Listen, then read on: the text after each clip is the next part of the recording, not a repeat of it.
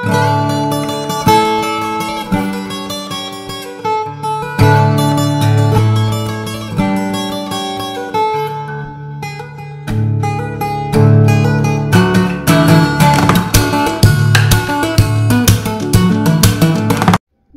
Evening সবাইকে। তো আজকে নিয়ে চলে এসেছি সেই গ্র্যান্ড ভ্লগ তোমাদের সবার জন্য।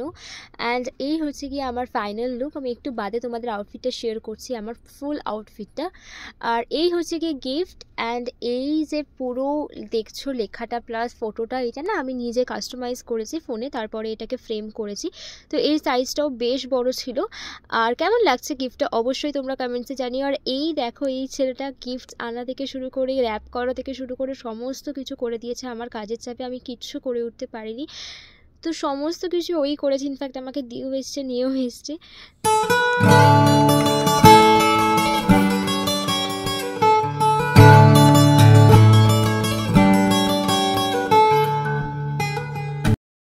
সো তোমাদের সাথে আমার ফুল আউটফিটটা শেয়ার করলাম। আমাকে কেমন লাগছে দেখতে অবশ্যই জানিও। আর এখানে আমরা দুজনে বকর বকর করছিলাম, কারণ দেরি হয়ে যাচ্ছিলো, এবার বেরোতে হতো। পায়েল দিক থেকে কল করছে, তো লাস্ট মিনিট দেখিয়ে দিলাম, কারণ এই ছেলেটা সমস্ত কিছু করে দিয়েছে আর কি, গিফট টিফট সমস্ত কিছু।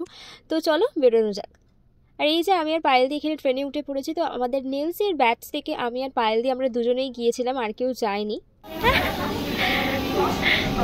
পায়েল দিয়ে যাচ্ছে দেখো,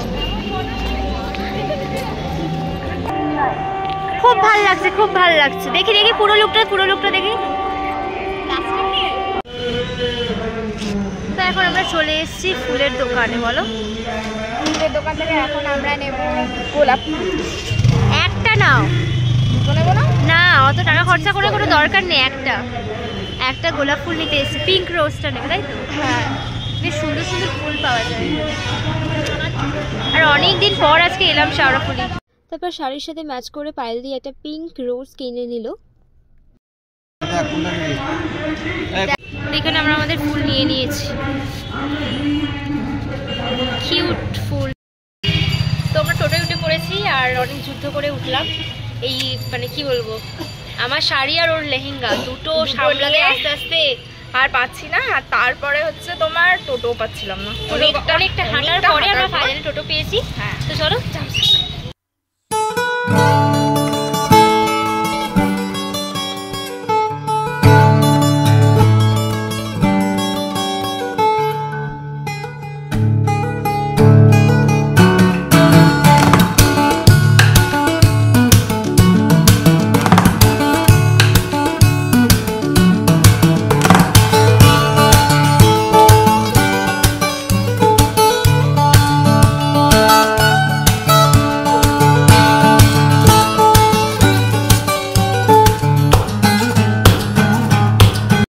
ফাইনালি আমরা চলে এসেছি এখানে ভেন্যুতে। আর ভেন্যুর একদমই ঠিক পাশেই ছিল ওই ড্রিঙ্কের স্টলটা। তো সেখানে আমরা প্রথমেই যদিও কিছু খাইনি, আমরা একদম শেষে গিয়ে খেয়েছিলাম।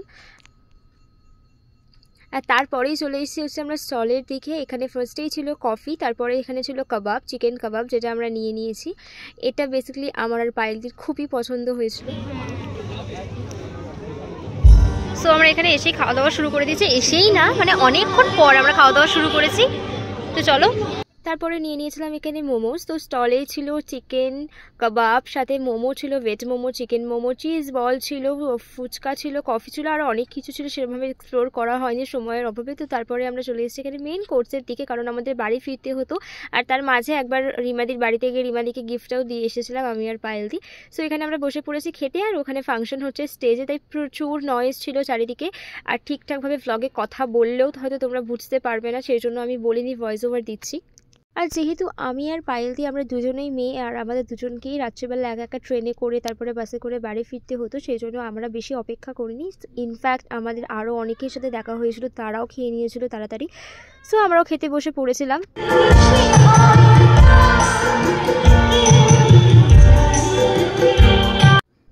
সো তারপরে ফার্স্টেই এখানে দিয়ে দেওয়া হলো ফিশ বাটার ফ্রাই, তারপরে কড়াইশুঁটির কচুরি, সালাদ, সাথে স্টাফড পটেটো ছিল।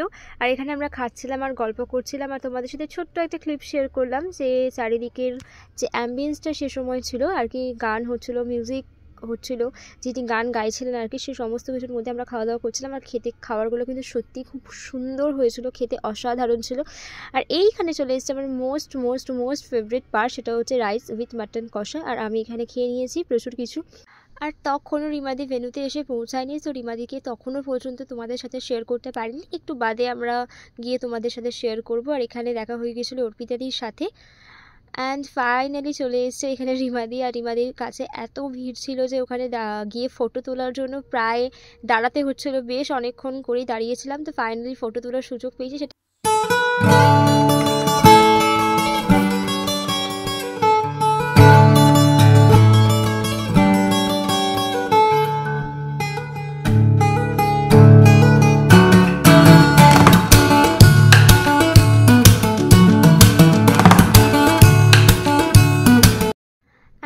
এর মধ্যেই তো প্রচুর ভিড় হয়ে গেছে ভেন্যুতে। আর এখানে চলছিল রিমাদির ফটোশ্যুট, আর তারই মাঝে আমিও কিছু ক্লিপ তোমাদের জন্য নিয়ে নিলাম।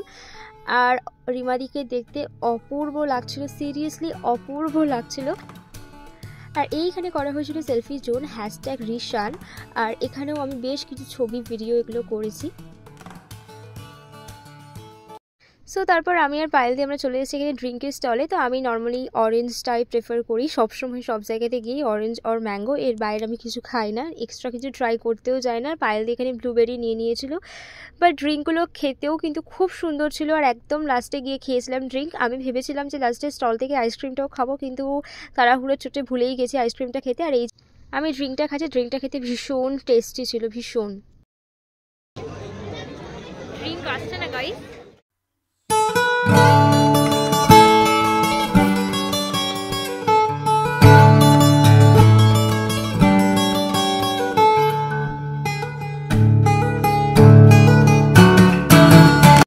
বিয়েটা একটু রাতের দিকে ছিল, যার কারণে রাত অবধি থাকা তো আমাদের পক্ষে পসিবল ছিল না। আর আমরা বেরিয়ে যাচ্ছিলাম, ঠিক বেরোনোর মোমেন্টেই দেখলাম যে বরের এন্ট্রি, তো সেটাও তোমাদের সাথে শেয়ার করলাম।